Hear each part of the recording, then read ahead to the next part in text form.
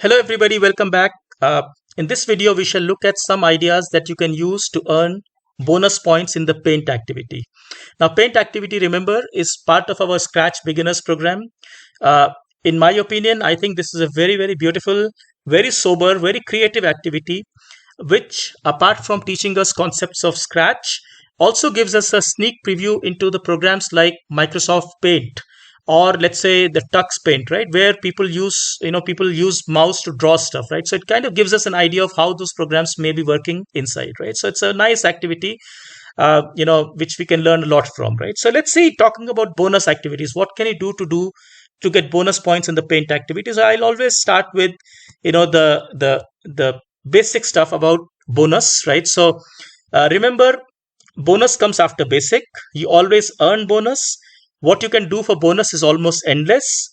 What earns your bonus today may or may not earn your bonus in the future.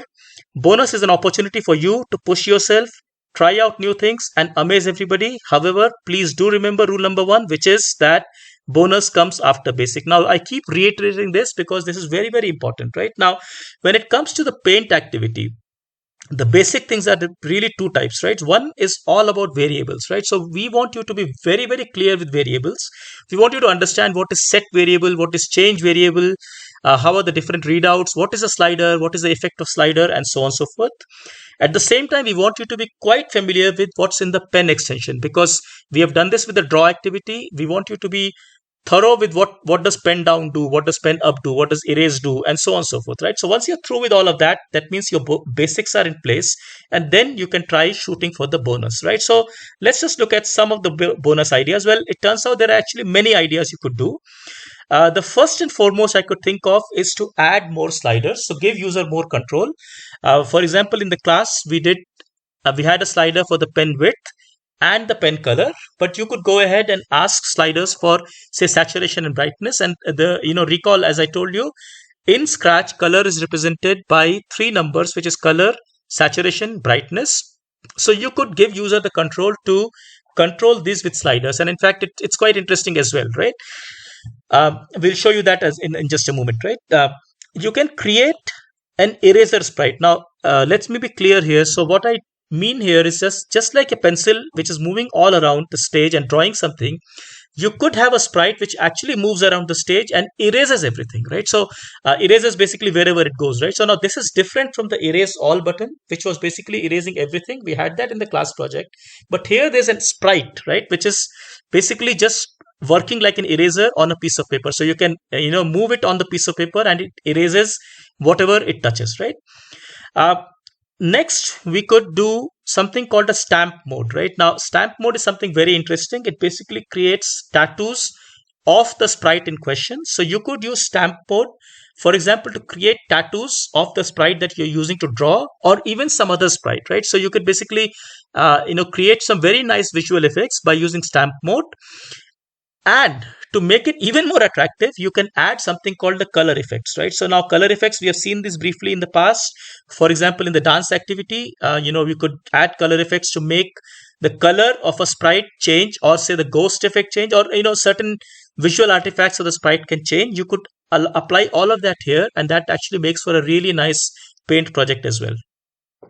Talking of that, right, so we could create a color palette, right? Now, what do I mean by that, right? Really, this activity is all about giving control to the user, right? So it's really the draw activity with added control to the user. So user chooses which color he wants, which color he or she wants, what brightness they want, and so on and so forth. So you could extend this idea and saying that, okay, look, I'll give you buttons to choose the colors, right? So maybe if you click red, for example, the color of the pencil becomes red.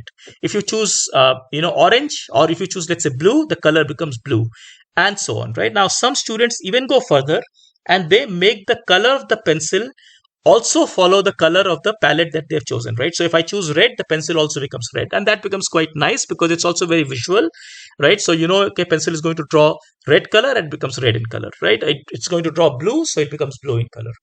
So that's another nice activity, another nice idea.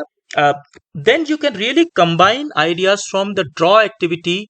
In fact, draw, quiz, and this present activity to give a lot of control to the user. Now, how could this work, right? Think about it, right? when you use a program like, let's say, Microsoft Paint and so on and so forth, many times they have functions to draw, let's say, a rectangle or a square or a triangle, right? Or just a line. You could do something similar. So you could have sprites, which when you click, say, draws a line, and it might ask you, okay, where do you want to draw the line from, right? So you could draw a line, let's say, from point A to point B, or you could draw a square of certain size, and so on, right? So that really, it's like a ready-made button to draw a square or to draw a line, but of course you must tell how long it should be. So that will combine ideas from the draw, the paint, and in fact the quiz. I forgot to mention quiz here, but you could really, add that here, and that becomes a very nice interactive drawing, which could be quite useful, right? You could try some stuff with regards to the movement of the pen, right? Now, our case in the class, what we did was really very simple, that when I click the mouse, it starts to draw.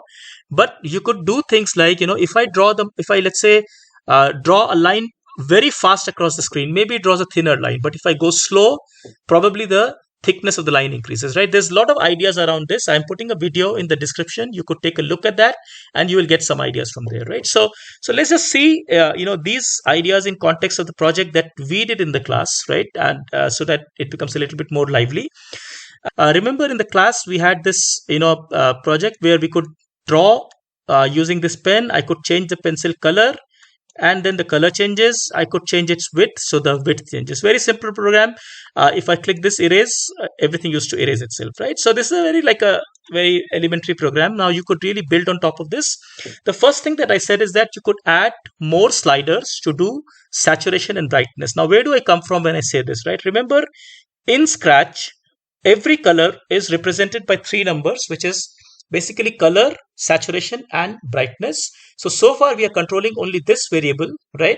We could also control the saturation and the brightness, and in fact it turns out there's also something called transparency here, which you could control, right? So this is, I think, a very simple, very nice idea. You could put sliders here for saturation and brightness.